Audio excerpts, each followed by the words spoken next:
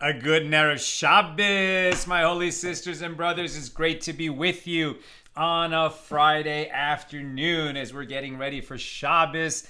And we're going to be learning together for the last time for a few days. After today's class, we won't be meeting again together. We should all keep reading on our own. But I'm going to be out of town and with a family commitment. And so we'll resume on Monday, May 30th at the regular Monday time, 6 p.m. Pacific. That song that we were just hearing, so it's called Bo'oi V'Shalom on Eitan Katz's Unplugged number 2, but it's the melody that we use for the song Lecha Dodi on Friday evenings as part of the Kabbalah Shabbos service when we're welcoming Shabbos.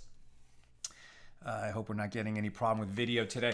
So we're welcoming Shabbos, and we have a post on the page that Nina wrote up. It's beautiful, and it's going totally viral right now on our Facebook page.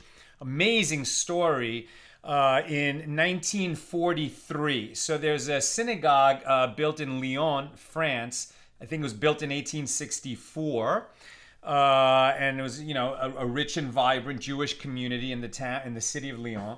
And World War II came. France was invaded by the Nazis, and much of France was just totally taken over by the Nazis. There was a portion of France called Free France, right, which was sort of not taken over by the Nazis, but there were a lot of Nazi collaborators there. Nonetheless, it's not like all the Jews were, deported to concentration camps from that area. And so services continued in the great synagogue in Lyon. In 1943, some of these Nazi collaborators, and these were French government or, Free France government collaborators, called the Milice, which was like a Gestapo-like organization.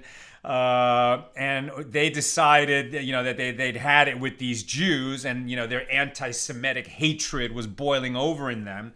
And this one cop, member of the Milice, let's say, decided that he was going to kill Jews. And the way that he was going to do it is that when the Jews were having a service on Friday night in their synagogue, he was going to throw a grenade into the crowd and kill as many people as he could. So that was his plan. He went there on a Friday night. Now, the song that Eitan Katz was just singing, Bo'oi V'Shalom, that's the last verse of this song, Lecha Dodi, right? Lecha Dodi, come let us welcome the Sabbath bride. We sing that every Friday night. In fact, in our little minyan, we do Shlomo Carlebach melodies, and that melody that Eitan was singing is the melody that we use in our minyan when we meet on Friday nights.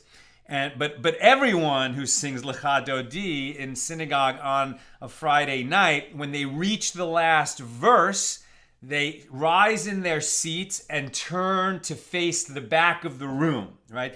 It's like instead of facing the front, which is in a synagogue always facing toward Jerusalem, now we turn around and face the back of the room to sort of welcome the Sabbath bride into our midst. And when this, terrorist in 1943 arrived to throw his grenade into the crowd. He pulled the pin. It happened at exactly that moment when everyone in the synagogue rose and turned to face the back of the room. And this guy was suddenly confronted by the people he was going to kill, all of them turning around to face him. It freaked him out. And he didn't throw the grenade. He ended up, dropping it or sort of tossing it to the side or something. And a few people were hurt. Hopefully he was one of them. But nobody was killed. I mean, a miraculous accident of timing, a miracle. I mean, it was a beautiful, beautiful event. And all those lives were spared. So when you hear that song, and particularly the last verse, the Boi V'Shalom, come in peace, you'll remember that story, and you can read about it in further detail on our Facebook page right now. Or if you don't get the Accidental Talmudist weekly email, which also includes that story, you should be subscribed to that. It's very easy. Go to accidentaltalmudist.org and sign up for the weekly newsletter. All right, let's light up the darkness. Who is with us on a Friday afternoon? Yehudit in South Carolina, who's going away on a trip. We will miss you from being live in the class, Yehudit, but you should have a wonderful, wonderful trip. And then we look forward to seeing you again at the end of June. Paula in Chicago, Pauline in Chicago, Land Shandora in the Bronx, Sharon in New Jersey, James in Annapolis, Bella, Florida, right? Nancy, I think in North Carolina. Bill is in Berkeley before he heads back to mid-Missouri. Mazel tov, congratulations on your graduating and getting your big degree. Are you Dr. Eldridge now? I think you must be. Mazel tov, mazel tov.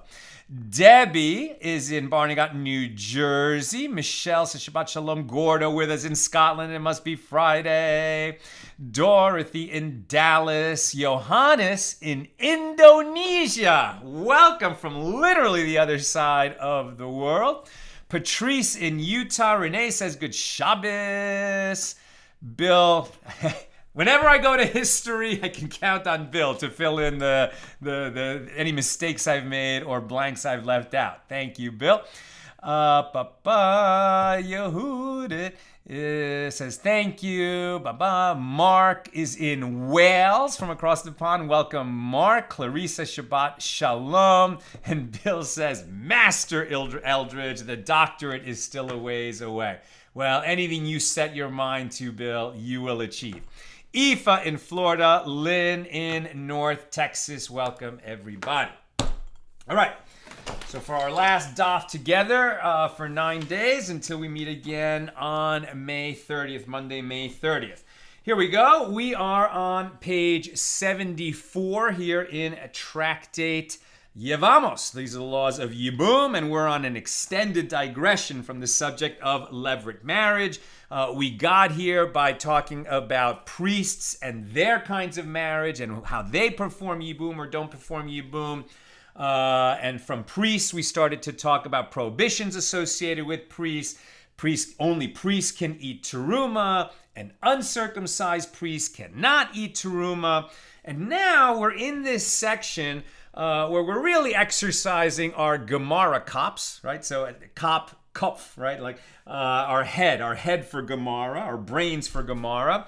And what's happening is that we have a series of laws that share certain attributes, right? So teruma is food that's consecrated only for the use of priests.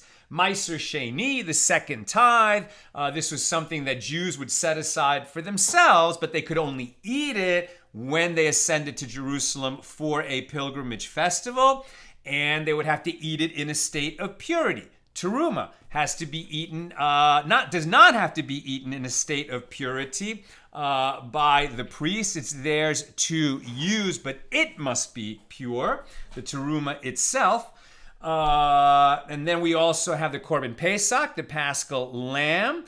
That can only be eaten. There's a bunch of stringencies associated with it, but you must be a circumcised. If you're a male Jew, first of all, only Jews can eat the Corbin Pesach.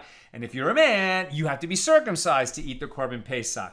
So all these laws, have all these items, right? The teruma, the Meiser Sheni, the Corbin Pesach. Now we're going to be talking about the animal tithe, which is a little bit different. Some of them can only be eaten by a circumcised man. Some of them can only be eaten in a state of purity. And a few other laws like that. And so the sages are working out, okay, well, the Torah didn't specify which of these attributes a person must have for eating,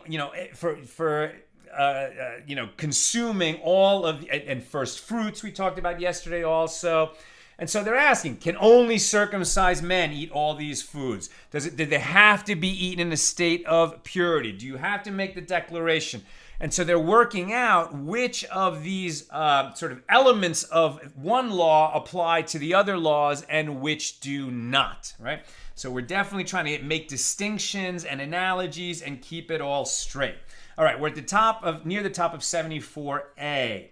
The Gemara resumes its discussion of whether or not an uncircumcised man is prohibited from eating the second tithe, right, which is brought to Jerusalem and eaten there during a pilgrimage festival when the temple is standing. We don't have these kinds of tithes anymore, but we study them. So come and hear a proof with regard to this question from the following Baraisa. If shreds of flesh that invalidate the circumcision, it was an incomplete circumcision, if such shreds of flesh remain after the foreskin was removed, one may not eat teruma, right? So an uncircumcised priest may not eat teruma, and a partially circumcised priest may not eat teruma, nor may such a person eat the paschal lamb, nor sacrificial food, meaning the parts of offerings brought in the temple which are reserved for the owner to eat himself or the priest to eat, nor tithe. Right, nor tithe. So this would presumably, is this the second tithe or is it the first tithe, which is given to the Levites? Presumably neither can be eaten by an uncircumcised person, right? We're not sure. The question we're asking is, does a man have to be circumcised in order to eat second tithe? We're not sure about that yet. So what? Is it not referring to the tithe of produce? And so the dilemma is resolved. It seems like it says, an uncircumcised man may not eat tithe.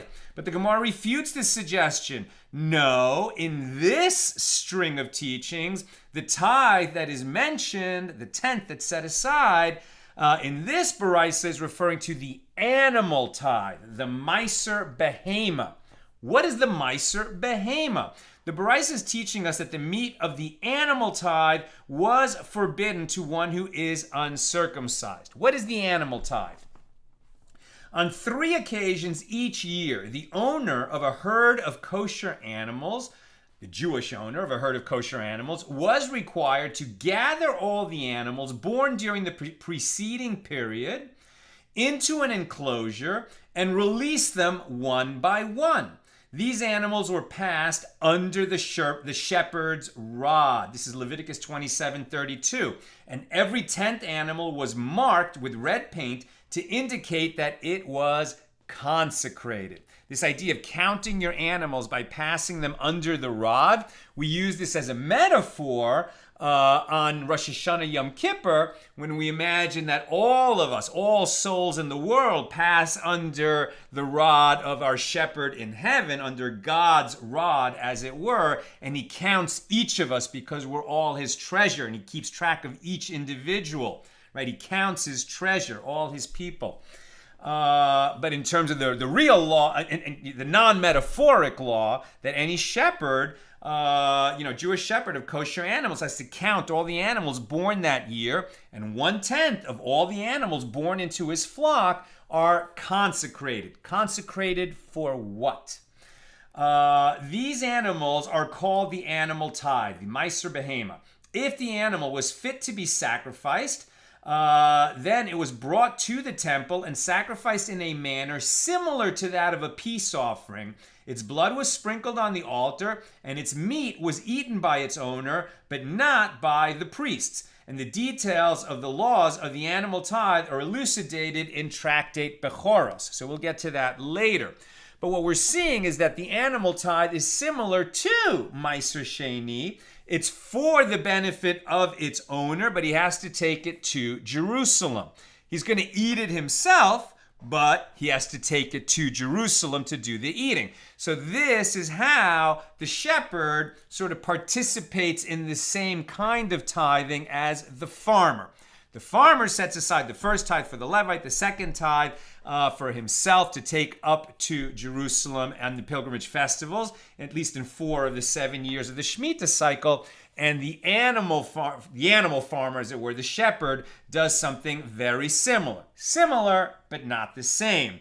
So that when he eats the animal tithe in Jerusalem, he's eating the flesh of this tithe that was consecrated for his use. He cannot be uncircumcised. But that doesn't prove that the farmer who brings second tithe up to Jerusalem, he also must be uncircumcised. We haven't proved that law. The sages are searching for that proof, but they haven't found it yet. Now, the Gemara expresses surprise at this, that they're calling this tithe mentioned here the animal tithe rather than the second tithe. The Gemara expresses surprise. Animal tithe is the same as sacrificial food, as it too is an offering, the meat of which is eaten by the animal's owner. So why would the Tana of the Baraisa single it out? The Gemara counters, and according to your reasoning, that the Baraisa would not have singled out specific offerings, didn't we learn in the Baraisa that an uncircumcised man may not eat the Paschal lamb, and yet it also teaches that the same law applies to sacrificial food. So the Gemara rejects this argument. Granted, it is necessary to mention both the Paschal lamb and sacrificial food, as if the Baraisa had taught only the law. In the case of the Paschal lamb, one might have said that an uncircumcised man may not eat the Paschal lamb because the disqualification resulting from his lack of circumcision is written explicitly with regard to the Paschal lamb. The Torah says no uncircumcised man may eat of it. But with regard to other sacrificial food concerning which the Bible does not mention circumcision, one might say that there is no such prohibition. And conversely, if the Baraisa had taught only the law with respect to sacrificial food, I would say, what is meant here by sacrificial food? This is referring specifically to the Paschal lamb, concerning which the prohibition with regard to an uncircumcised man is stated explicitly. But other sacrificial food would be permitted to the uncircumcised man. But why do I need animal tithe to be mentioned at all? It is no different than any other sacrificial food. In that case, the tithe mentioned in the Baraisa is actually referring to Meiser Sheni, the second tithe.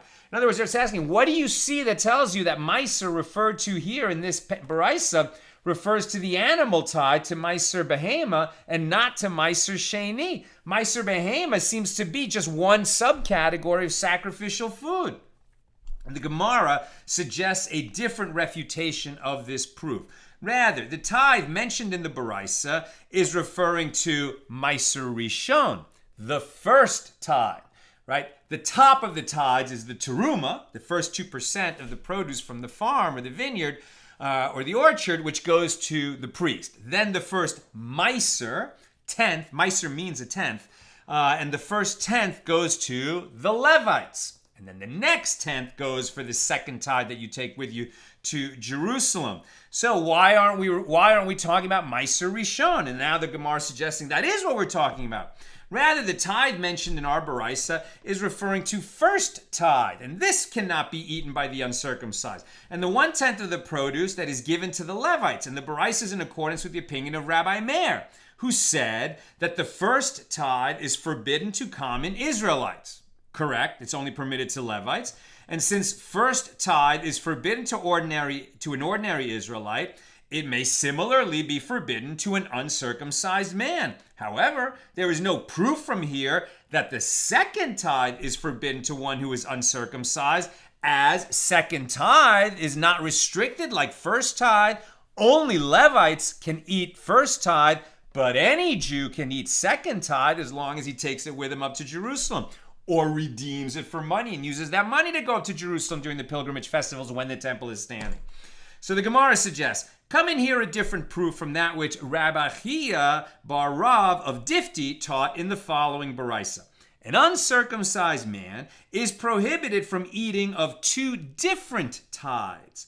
What? Is it not that one of these tithes is the tithe of produce and the other is the animal tithe? Okay, that makes sense. Maybe he's talking about Meiser Sheni and Meiser Behema, and that an uncircumcised man may not eat of either. That seems to be our proof, that an uncircumcised man may not eat Meiser Sheni. But the Gemara refutes this argument.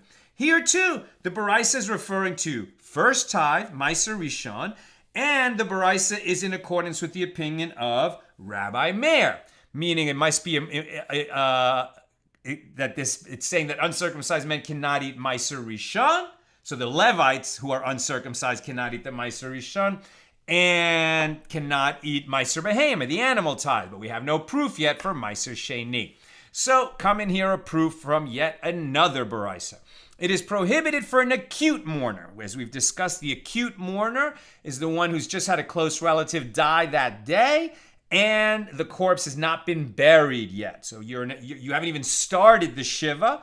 You're an acute mourner, and there's a bunch of specific laws that apply to the acute mourner, things he's not permitted to do.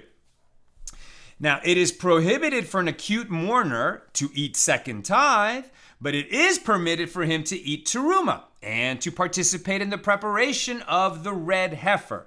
The preparation of the red heifer meaning taking, when there's a red heifer, there's only been 9 in the history of the Jewish people, but when there's a pure red cow, and it would be taken out, away from the temple, slaughtered, the carcass is burned, the ashes collected, and then the ashes are put into the water, and that creates the water of purification, which is needed to purify a person who is tameh, ritually impure, by virtue of having touched a human corpse. He needs to be sprinkled with that water on the 3rd and 7th days of his purification. Then he immerses in the mikveh, waits for nightfall, and then he can visit the temple again. Until then, he is tameh from corpse tuma.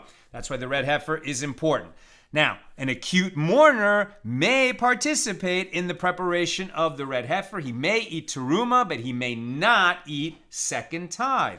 It is prohibited for one who immersed himself that day, but does not become completely purified until nightfall, to eat teruma, right? Because a person has to be tahor, fully tahor, to eat teruma. So I think I misspoke earlier.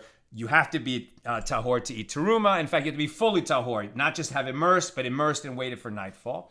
But it is permitted for him to participate in the preparation of the red heifer and to eat second tithe. It is prohibited for one who lacks atonement, i.e., a Azav or a Mitzorah, who immersed at the conclusion of his period of impurity, but has not yet brought an offering for his atonement, to participate in the preparation of the red heifer, but it is permitted for him to eat teruma and second tithe. And if it is so that an uncircumcised man may eat second tithe, well then this Baraisa, which teaches you can do this, but you can't do that, it would have included the teaching, it is prohibited for an uncircumcised man to eat teruma, but it is permitted for him to participate in the preparation of the red heifer and to eat second tithe.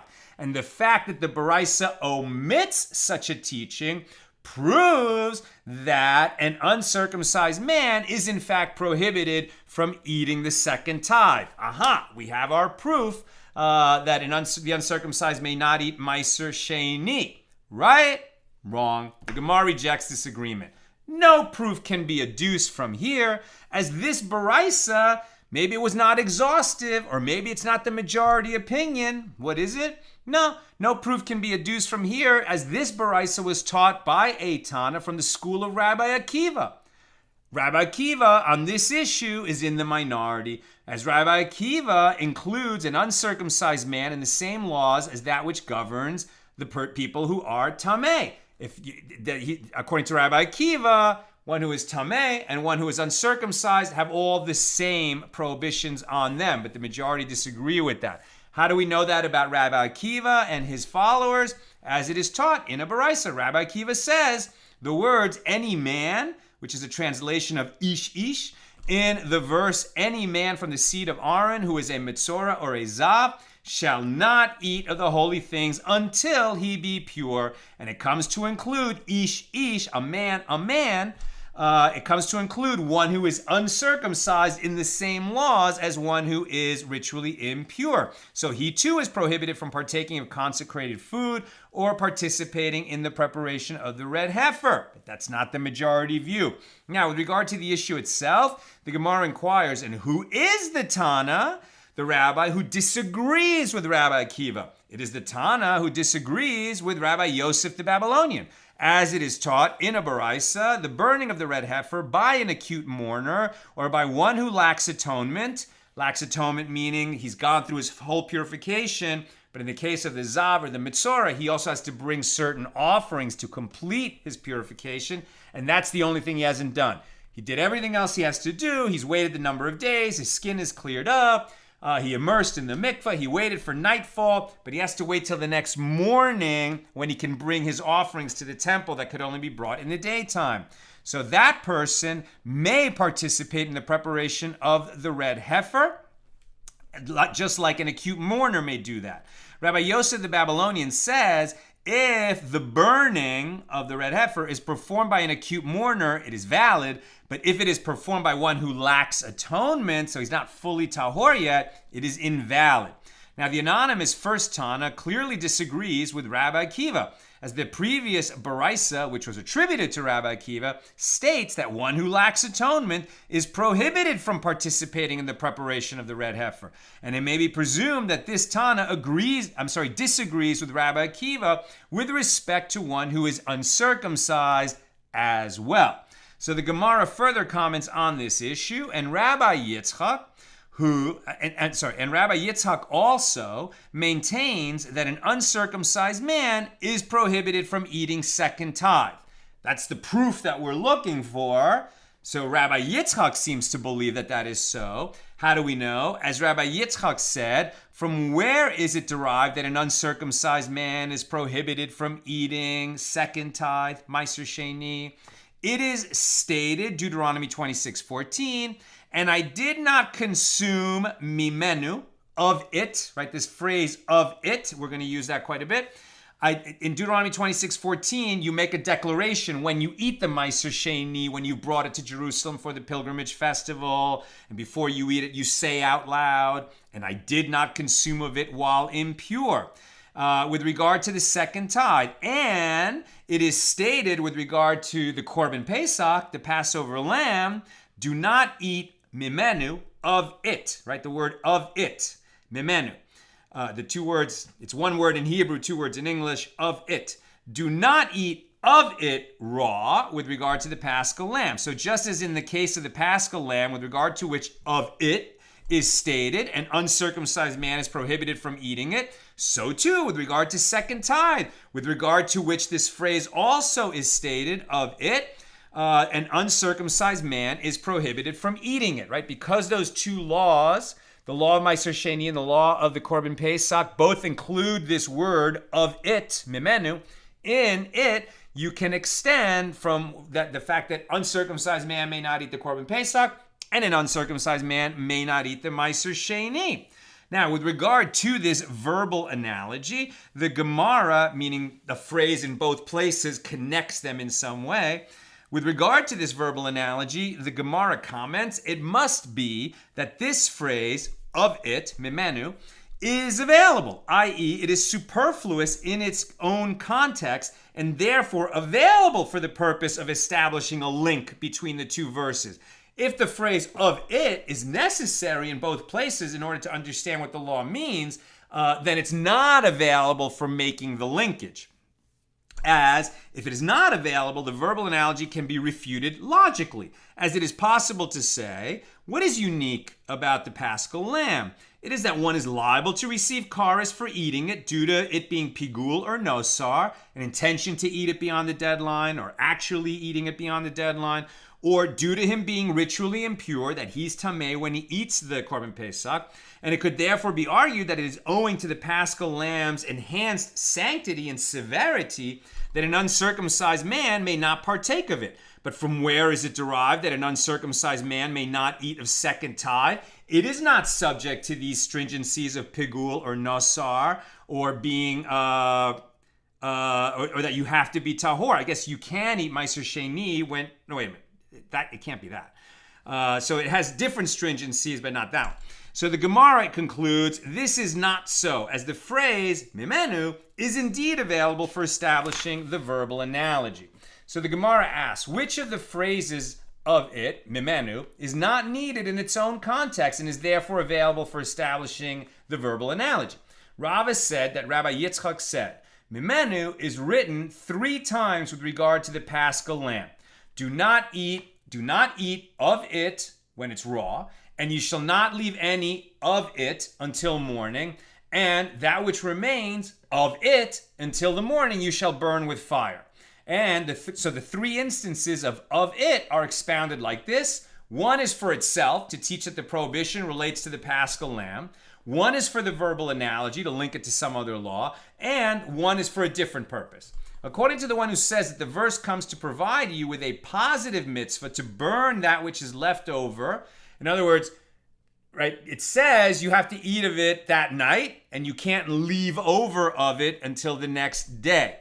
But it's stated as do not leave over of it so that you burn it. The burning it is the positive mitzvah. So according to the one who says that the verse comes to provide you with a positive mitzvah to burn that which was left over, after it has taught the prohibition against leaving it over until the morning, to teach that one is not flogged for violating the prohibition, because any prohibition that can be rectified by the performance of a positive mitzvah does not carry a punishment of lashes, right? It says, do not leave any over till morning and burn what you leave over. So you're not supposed to leave any of it over, but if you do, so you can't eat it past this time, but it tells you what the fix is, then you burn whatever you left over. Therefore, if you violate leaving some over, you don't get lashes for that. You burn it. That's what you're supposed to do. Now, since that which remains, nosar, is written, of it is also written. And according to the one who says that the verse comes to provide him with the second morning for the burning, i.e. to teach that the leftover meat of the Paschal lamb is not burned the next morning, right? You eat it Passover night.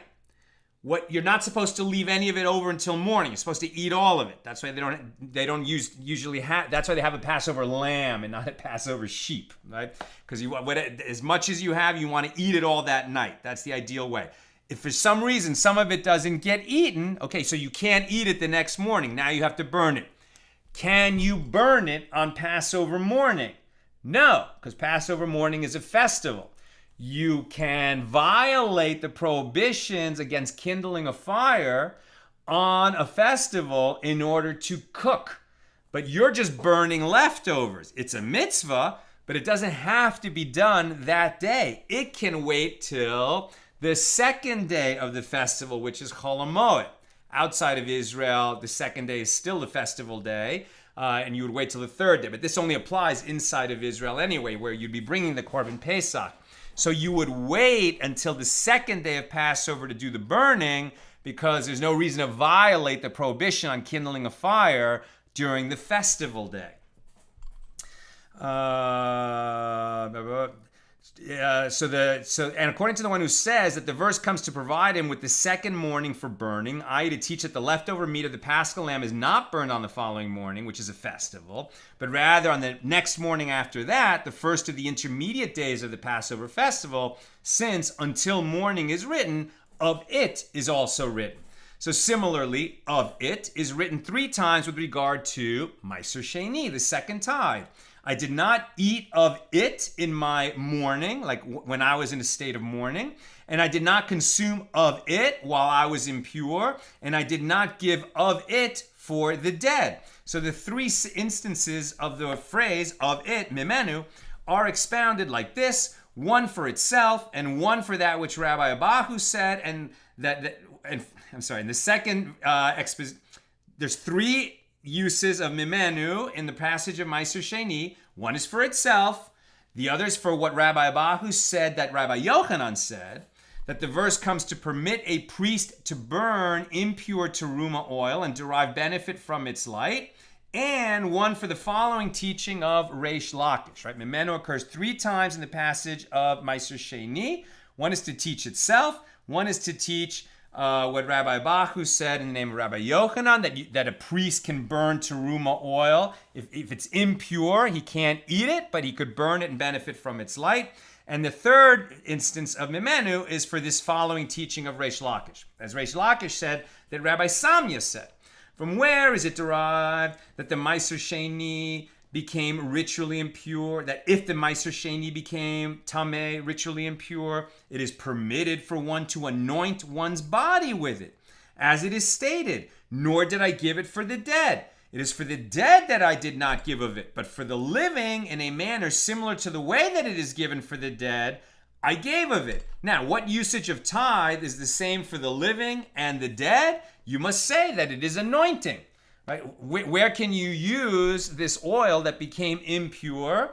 You can't eat it, right? So what's a way to use it that would be similar for the living and for the dead? Rubbing it on the skin, which is anointing.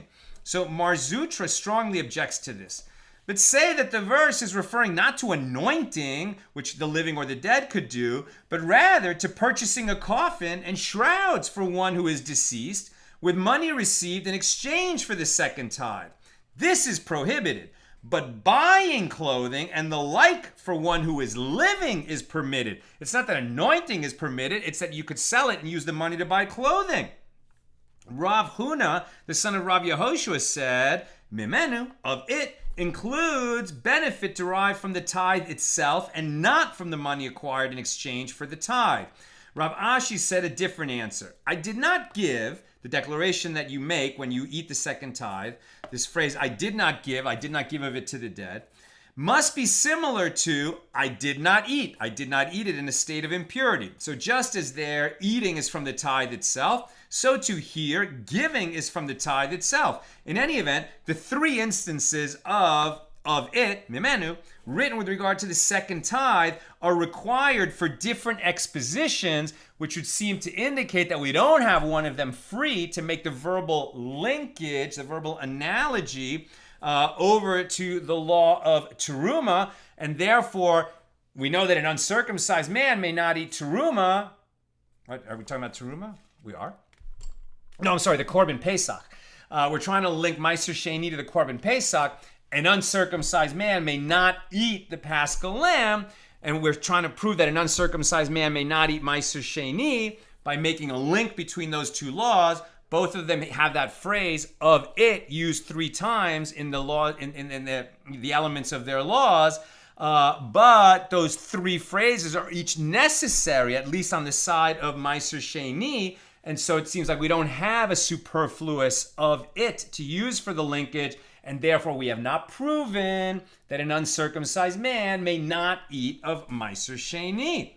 Now the Gemara asks, and yet there is still a difficulty, as the verbal analogy is available only from one side, since only the verse with regard to the Paschal lamb is superfluous in its own context. Now granted, this works out well according to the one who says that one can derive from a verbal analogy that is available only from one side, and it cannot be refuted logically, even if there are valid counter arguments. But according to the one who said that one can derive such an analogy, and one can also refute it logically, if there are grounds to distinguish between the two cases, well, then what can be said? As explained above, the analogy between the Paschal lamb and the second tithe can be refuted logically.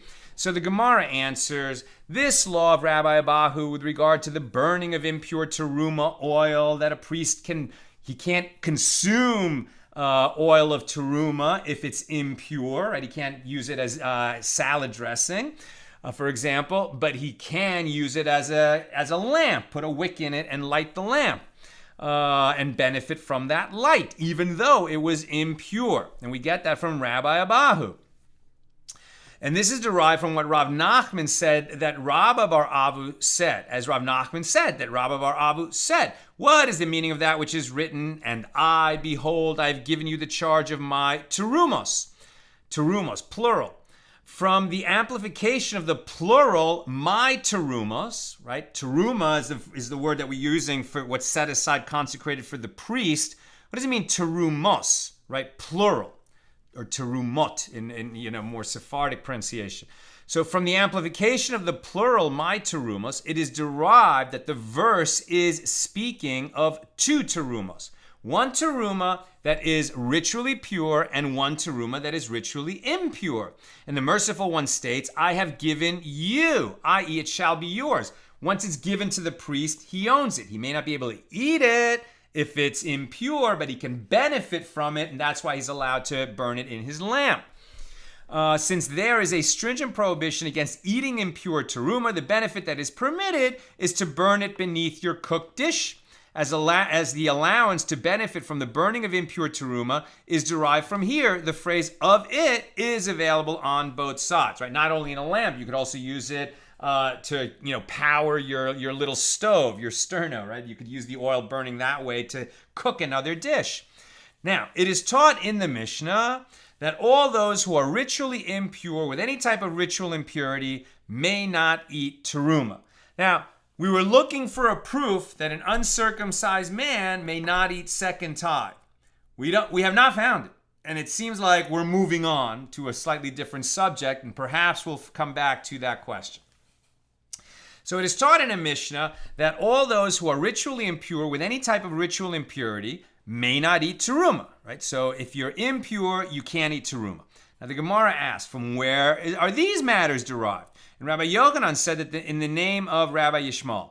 The verse states, any man, ish, from the seed of Aaron, the descendants of Aaron, the priests, who is a leper, meaning a mitzora, has the skin condition, or a Azav, who's had that emission, shall not eat of the holy things until he be pure. Now, what matter is the same for all the seed of Aaron, meaning both sons and daughters? Only the sons are priests, but the daughters are also descendants of Aaron, right? A daughter of a priest. So you must say that it is teruma. The daughter of a priest can eat teruma. The Gemara raises a difficulty, but say that perhaps the verse is referring to the breast and thigh of the peace offering, which also may be eaten by all the seed of Aaron, both male and female. And the Gemara answers, the breast and thigh are not permitted to males and females in equal manner, as they are not permitted to the daughter of a priest who returns to the home of her father. If the daughter of a priest marries a non-priest, it is prohibited for her to partake of teruma or sacrificial food. If she is widowed or divorced and has no living descendants by her non-priest husband, it is once again permitted for her to eat teruma, but she may not partake of the breast and thigh of the offerings. Right? The breast and thigh is that portion of certain offerings brought in the temple when the temple is standing.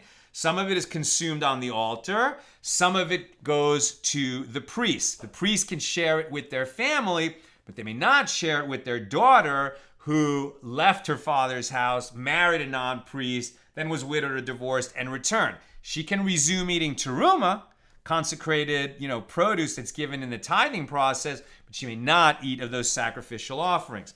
The Gemara asks, and now we're on 74b, the Gemara asks, if so, the same may be said about teruma as well, as it is not permitted to a halala, a woman who is disqualified from marrying a priest, even though she is the daughter of a priest. And the Gemara answers, a halala is not considered the seed of Aaron. That's interesting. I mean, she could be the daughter of a priest, and I guess once she becomes a halala, like for example, she was divorced and then married a priest, and that made her a halala. They forced her to if she was a divorcee and she married a priest, they violated a prohibition. The court will step in and force them to divorce, maybe.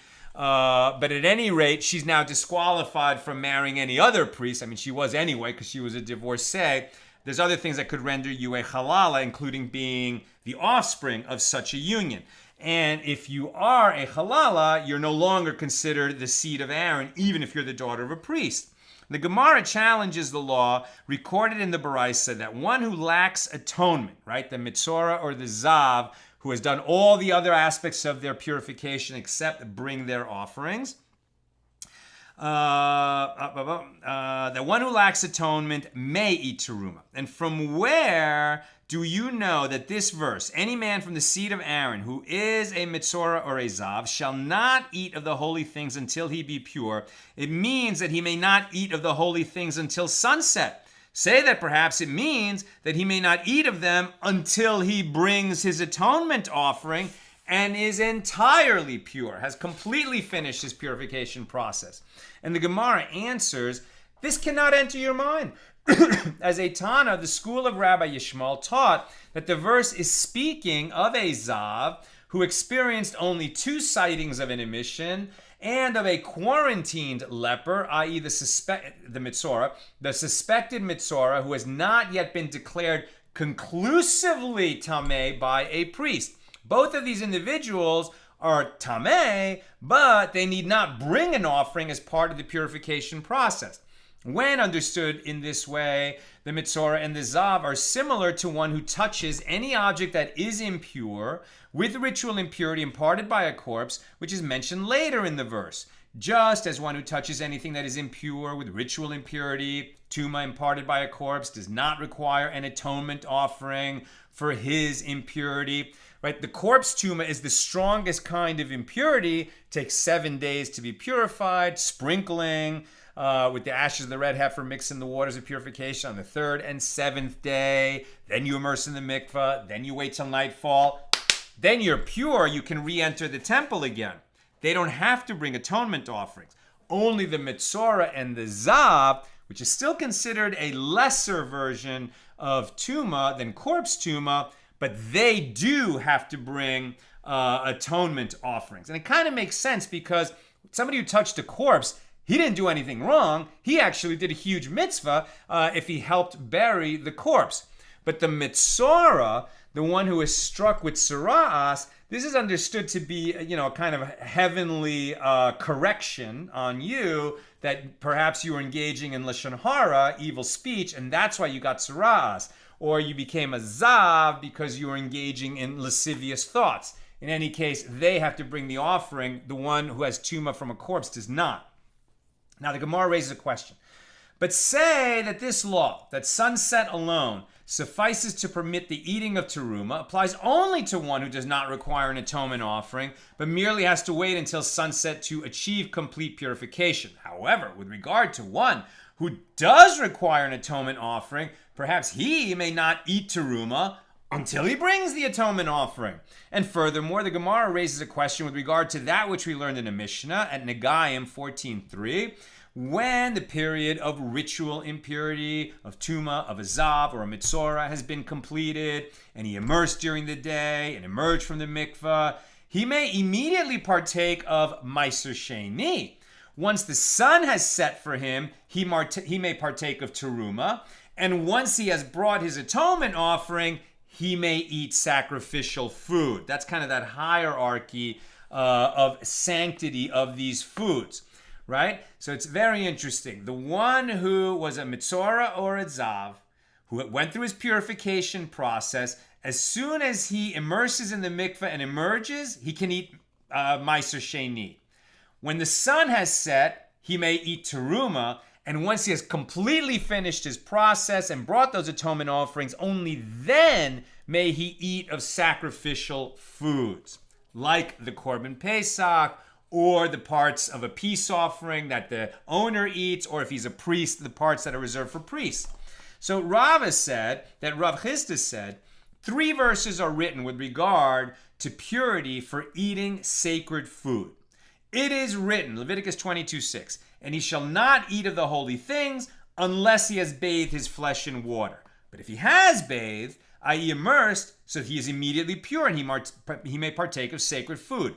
And it is also written, and when the sun has set, he shall be pure, and afterward he may eat from the holy things. Leviticus 22:7, which indicates that he must wait until sunset. And it is further written at Leviticus 12:8, and the priest shall make atonement for her, and she shall be pure, which indicates that following childbirth, a woman is not completely pure until she has brought her offering. How so? How can the apparent discrepancy between these three verses be resolved? Here in the first verse, it is referring to second tithe. There in the second verse, it is referring to teruma.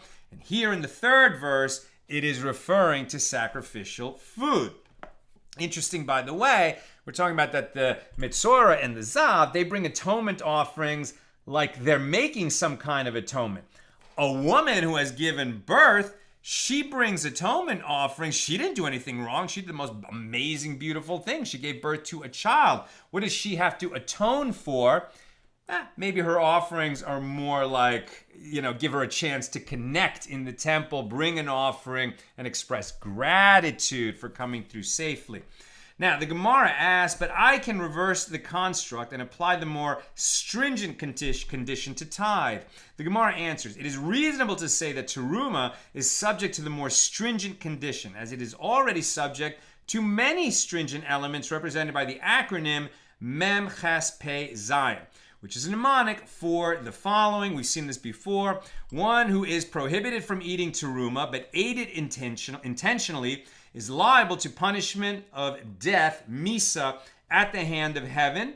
A non-priest who unwittingly ate teruma is obligated to pay its value to the priest plus 1/5 of the sum. Teruma does not have the possibility of redemption, and it is prohibited to non-priests. And these stringencies do not apply to second tithe. The Gemara counters, we saw this argument before. On the contrary, second tithe should be governed by more stringent condition, as it has these stringencies from the acronym Hey Dalet Samech Tes Base, which is a mnemonic for the following. Second tithe must be brought to Jerusalem. It requires the declaration be made on the last day of Passover in certain years of the Shemitah cycle, stating that one's agricultural obligations with regard to tithes have been properly fulfilled, and it is prohibited to be eaten by one who is an acute mourner. It may not be burned in a state of impurity, and it must be removed, bi'ur, from one's house before Passover in the 4th and 7th years of the Shemitah cycle, and if one failed to do so beforehand. So the Gemara responds, even so, the punishment of death is a greater stringency, and therefore it is appropriate for teruma, that teruma should be subject to the additional stringency of waiting until sunset. And I was confused about that yesterday, where it said death at the hands of heaven is more stringent than charis. And I said, well, wait, aren't those two the same thing? But they're not. So misa beyad l'shamayim, like death, misa, right? Death at the hands of heaven, as opposed to excision. Those are not the same, right? Charis, often we say death at the hands of the heavenly court, but it really means cut off from your people. And so usually that means like a person is going to die an early death, unless maybe he manages to, outweigh that punishment with other good deeds that he's done in his life. But misa at the hands of the heavenly court, it's like it's a more certain thing that you did something that, is very much, you're not going to be executed by an earthly court, but that heaven, it will really look askance on what you've done and will find a way to, bring death your way. Now the Gemara responds, even so, the punishment of death is the greater stringency, and therefore is appropriate that teruma should be subject to the additional stringency of waiting until sunset. So Rava said, even without the rationale that the punishment of death is a greater stringency, you still could not say that the first verse speaks only of immersion, that is referring to teruma. As the verse states in the continuation, the soul that touches it, Leviticus 22:6. Now, what matter is the same for every soul? You must say it is the tithe, as teruma may be eaten only by priests. The Gemara raises a difficulty with the Mishna, but still say that this law, that sunset alone, is enough for the eating of teruma, right? For one that it was impure, he immersed in the mikveh, as soon as sunset comes, now he can eat it. That this applies only to one who does not require an atonement offering, but merely has to wait until sunset. In other words, one who has to bring an atonement offering, the Azav or the Mitzorah, also I think the Azav or the Mitzorah How do we know that he can eat teruma that night, and it's only sacrificial foods that he can't eat until he finishes bringing his atonement offering? Maybe since he has to finish his purification process, he also cannot eat teruma that night. How do we know? But still say that this halacha, that sunset alone is enough for the eating of teruma, applies only to one who does not require an atonement offering, but merely has to wait until sunset to be completely purified. However, with regard to one who does require an atonement offering, such as the confirmed leper, perhaps the confirmed mitzora, perhaps he may not eat teruma until he brings the atonement offering. So Abaye said, 2 verses are written with regard to a woman after childbirth. It is written, she shall touch no hallowed thing, no consecrated thing, nor come into the sanctuary until the days of her purification are completed, which suggests that once her days are completed and the sun has set on the last day, so she's completely pure and requires nothing more. But elsewhere it is written, and the priest shall make atonement for her, and she shall be pure, which indicates that following childbirth, a woman is not completely pure until she has brought her offerings. How so? Here in the first verse, it is referring to teruma. There in the second verse, it is referring to sacrificial food. A woman following childbirth falls into the category of one who lacks atonement, but nevertheless, the verse teaches that if she has immersed, she may eat teruma after sunset. And the same is true for the confirmed mitzora and all others who lack atonement. Once the sun has set after their immersion, they can eat teruma, they just can't eat sacrificial food. Now the Gemara asks, but I can reverse this construct and apply the more stringent condition to teruma. And the Gemara answers, it is reasonable to say that sacrificial food is subject to the more stringent condition. And then they repeat that argument of which is the more stringent situation, teruma or meiser sheni. Teruma or sacrificial foods. They compare the stringencies of each. I'm almost done. If you have any questions or comments, get them in.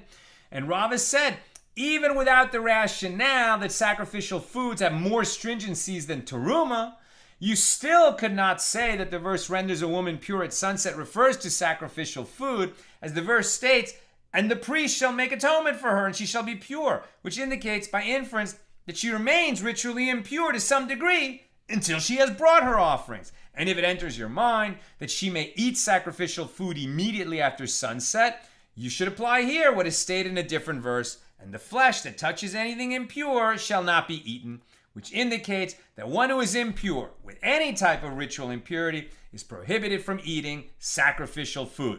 Rather, learn from this that verse is referring to teruma, and even one who lacks atonement, hasn't finished their purification because they won't be able to bring their atonement offerings till the next day, still, if they've done everything else and immersed in the mikveh and waited for sunset, they can eat teruma.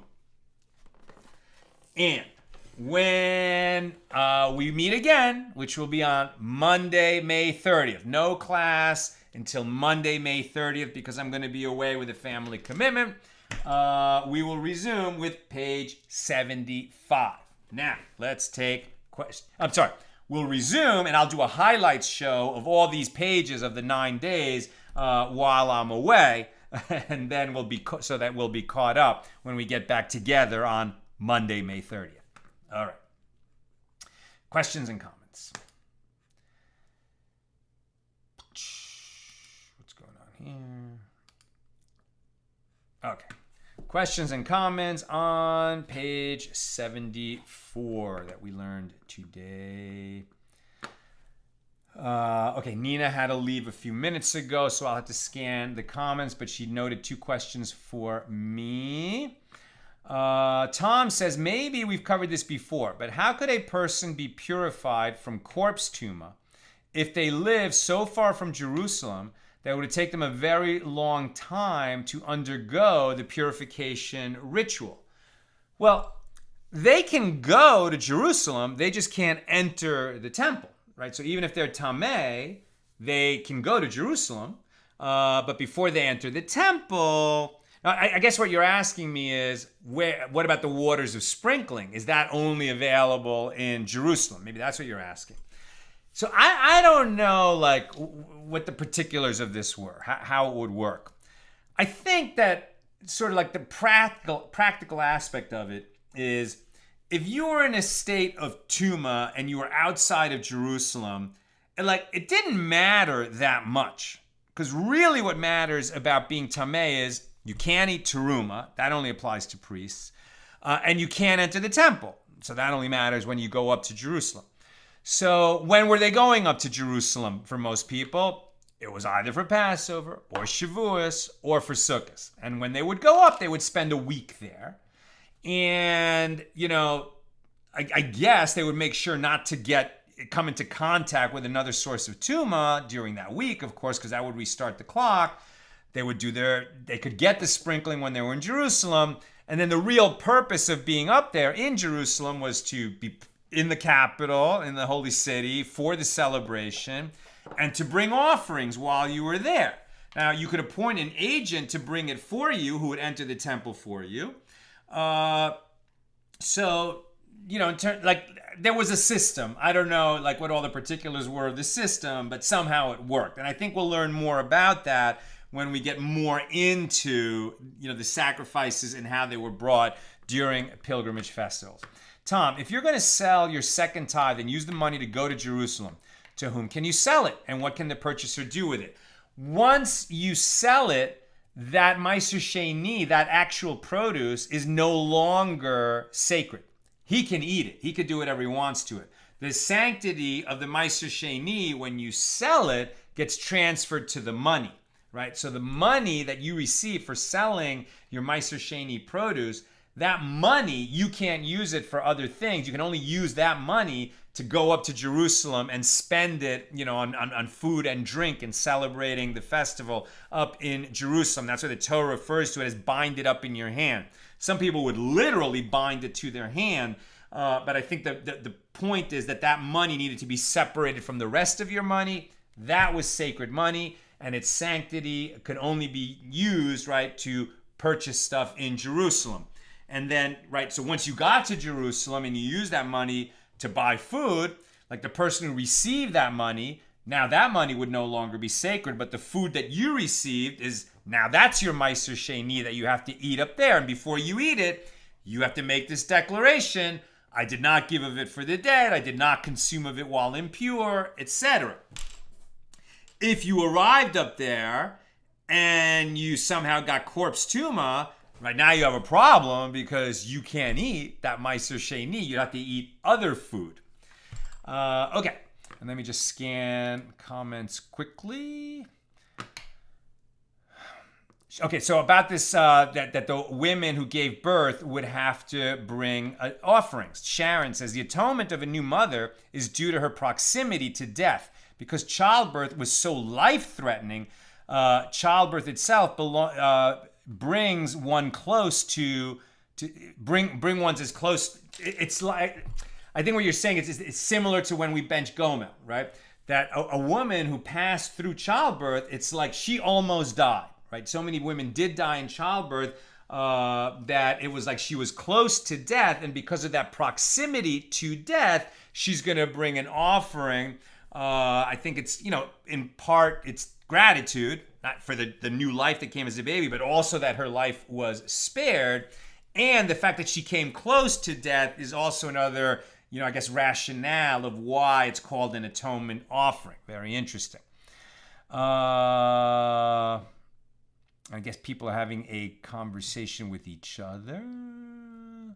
And Sharon also mentions in modern times, observant Kohanim, right, priests, descendants of Aaron, still do not permit becoming Tameh due to a corpse other than for a parent. Exactly. One who is a Kohen doesn't enter the cemetery, doesn't walk over graves.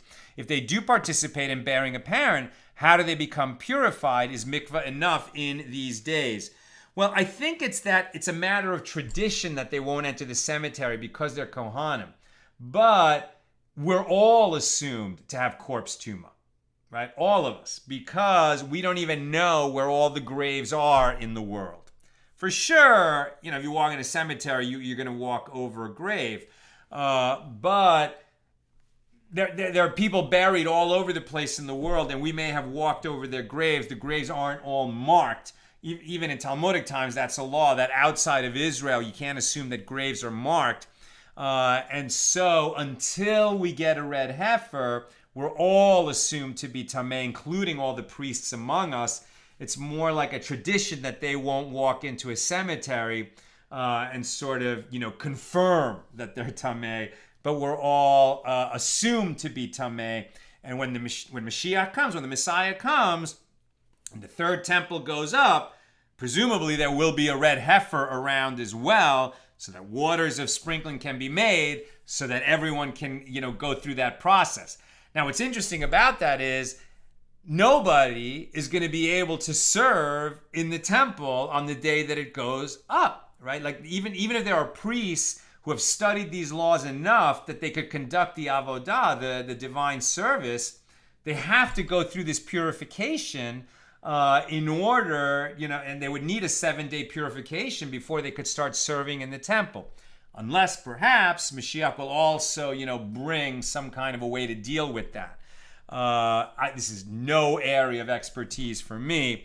So I'd like to learn more about that idea. When Mashiach comes, when will the priest be able to start serving in the temple? I know that there is a bracha, right? There actually is a blessing. I don't have it handy, but Rabbi Wolf gave it to us on a card, that when Mashiach comes, there's a blessing that you say. We already know what the blessing is. I just don't remember what it is offhand. Okay, that's what I've got for us today. You should have a sweet, peaceful, rejuvenating Shabbos, and I look forward to rejoining you and learning again together when we do a highlight show of the 9 pages that we missed when we get back together on Monday, May 30th. And we'll put that announcement on the page as well. Good job.